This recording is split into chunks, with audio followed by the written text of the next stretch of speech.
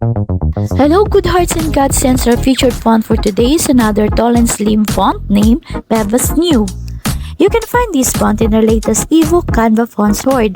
Glance the 300 plus pages of it and you'll find it on page 32. BEBAS NEUE is an amazing free account font, a very neat and tall font that you can try it out in your designs.